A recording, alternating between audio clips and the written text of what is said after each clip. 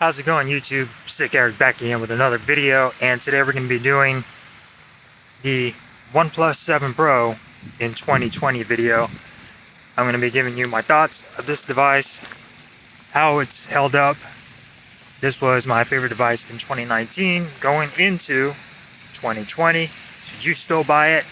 Is it still worth it? I'm going to let you know. This is the OnePlus 7 Pro in 2020. Stick around, don't go anywhere. Hey, how's it going, everybody? Sick Eric back again with another video, and today we're going to be taking a look at the OnePlus 7 Pro in 2020. Has this phone held up? How is it held up? Why this is my favorite phone of 2019 going into 2020, and probably being dethroned by the OnePlus 7T, which is crazy because the OnePlus 7T is a lower version of this, but I really love the 7T. But the OnePlus 7 Pro was my favorite phone of 2019.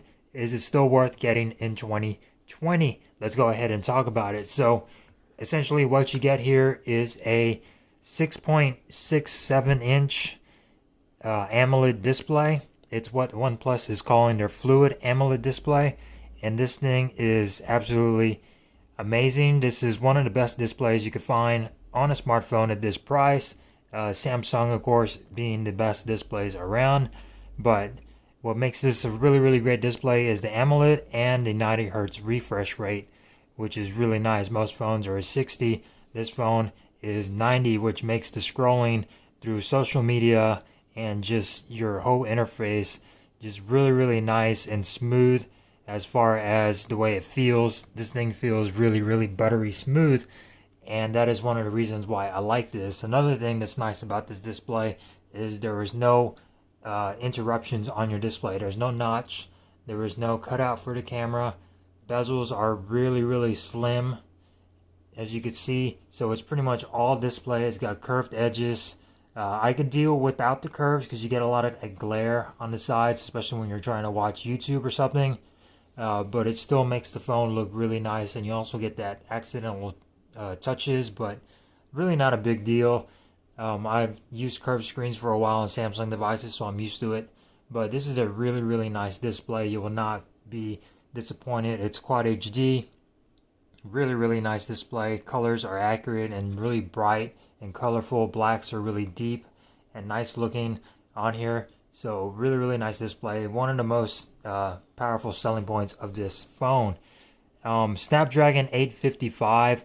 Still going strong. You got 8 gigabytes of RAM, 256 gigabytes of internal storage, and you do have a UFS 3.0 storage, which means you're going to be able to transfer files a lot quicker to your computer or any other device on here. So really nice, fast, capable phone.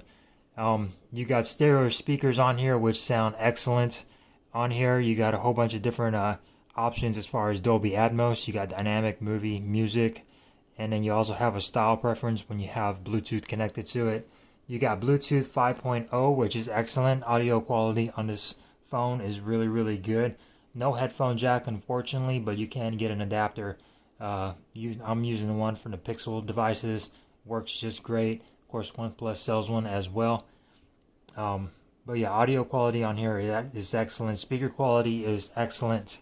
Build quality is really nice. You got glass on the front and on the back, except on the back is this frosted finish, and this is the Nebula blue color, which I think is the best color of this phone.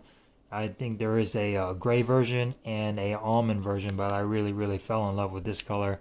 3 cameras in the back. Main sensor is a 48 megapixel camera, but it dumbs everything down to 16. You can still do 48 in Pro mode. And then you have your ultra wide and your 3 times telephoto zoom lens, which is really nice. You got your ultra wide, which you can see right there. You got your regular, and then you got your zoom. And you could also do some really good macro shots using that zoom lens when you get up close, as you can see right there. Maybe not as good as the 7T, but you can still really get really close doing macro shots. Records 4K up to 60 frames per second on the rear cameras. The front-facing camera, as you can see, is really nice. It's a pop-up front-facing camera, and that caps out at 1080p, but it's still really cool that they have that front-facing camera. No issues. This phone has been out for what, 6-7 months already. Front-facing camera is still a champ. No issues of it popping up, and it still does really good video quality on there, capping out at 1080p, which is a shame, but still a really good camera system on here. You're going to be seeing some photos flash on your screen of pictures that I've taken with this, and I'm going to play some video for you in just a moment. You have your alert slider on the side, which is very useful when you want to lower your volume, put it on vibrate or silent really quick. So it's got you got ring, vibrate, and silent. So really useful, really easy to use. The ergonomics of this phone is really nice. It fits well in the hand. It is a bit wide, but with the curved edges on the back, it fits nicely. All the button placement is perfect. Volume rocker, the power button, everything is nice. Speaker is in a good position. You don't really cover it up too much when you're using your phone in landscape or watching videos. You do have the extra speaker up top as well. So really nice device. Cameras on here, they're not the best on the market. Everybody's really hating on OnePlus for their cameras. Of course, they're not going to be Pixel quality or Samsung quality, but these are really good cameras. For me, what I look for in a phone is a really nice big display, excellent performance, good battery life, and good enough cameras. I take a picture if it looks good and it's sharp, I'm happy with it. If I take video and it looks excellent, I'm happy with it. You know, I've used phones to where the camera was just really bad, and as long as it works for me for Snapchat or whatever, I'm happy with these cameras. Night mode, if I could take a picture with this phone and I can't see anything with my eye, but I take a picture with the phone and I can see with that it took that picture really well, and I could actually, the phone picks up everything that's in the dark, I'm happy with that. And people are going to be zooming in, you know, pixel peeping, complaining there's a lot of noise in that photo. It's a smartphone, people. They're getting really good right now, and it's hard to complain about smartphone cameras. These cameras are really good. You'll be happy with them. I'm happy with them. Cameras, as long as they took good pictures, I'm happy. Performance on here is excellent. 8 gigabytes of RAM. This phone just flies. No issues. Right now I am on Android 10, and there is a stable version of Android 10 for this phone now. I am using the beta version, which is now at beta 8. Right here, open beta, and it is the open beta 8, Android version 10. And then here are all your specs: 48 megapixel camera, 16 ultra wide, and an 8 megapixel telephoto, and Snapdragon 855 as well. So you could probably get this phone at about $400 or $500 right now, because it's highly discounted right now. 7T has been one of my other favorite phones. I'll do another video on that, of why that is a good phone in 2020. But right now, the 7 Pro is an excellent buy for your money, especially in 2020. It has that new design, bezel-less design, which a lot of phones are starting to go with now. Excellent display, excellent specs, great cameras, just really fast, snappy, just really capable phone, and I'm not complaining at all. Battery life on here has been really good. It's got a 4,000 milliamp hour battery. I'm at 31%, and I still got 10 hours left to go, and it's really nice. I'm not complaining at all on the battery usage or anything. Screen time, haven't really used much. 2 hours and 25 minutes of on screen. And this one, the beta version at least of Android 10, does have the optimized charging. So if you charge this before you go to bed, it'll automatically stop charging at about 80% until you wake up, and then it'll finish topping off. Once you wake up, it'll go from 80 to like 100 in like, I don't know, 20 minutes. So it doesn't really take long. Fast charge on here, 30-watt charging. You could top off or you could fully charge your phone to 100% in like an hour or a little bit over an hour, and you could top off your phone in like 15-20 minutes, and then you'll be ready to go. So excellent charging. No wireless charging, unfortunately, but wireless charging is still not as fast as wired charging, so I'm not really missing it too much. Water resistance on here, it does have water resistance, it's just not IP certified, so you still can't get this wet and you'll be alright. Just don't go deep sea diving with this or anything like that. But water resistance it does have. Excellent phone, excellent build quality, no complaints here. OnePlus 7 Pro in 2020 is really nice. I'm going to go ahead and play some video footage that I shot on here, 4K and 1080p. That way you guys can check out the video quality of this, so stick around and watch that. Alright, this is OnePlus 7 Pro, fully updated Android 10, 4K, 60 frames per second. Let me know what you guys think.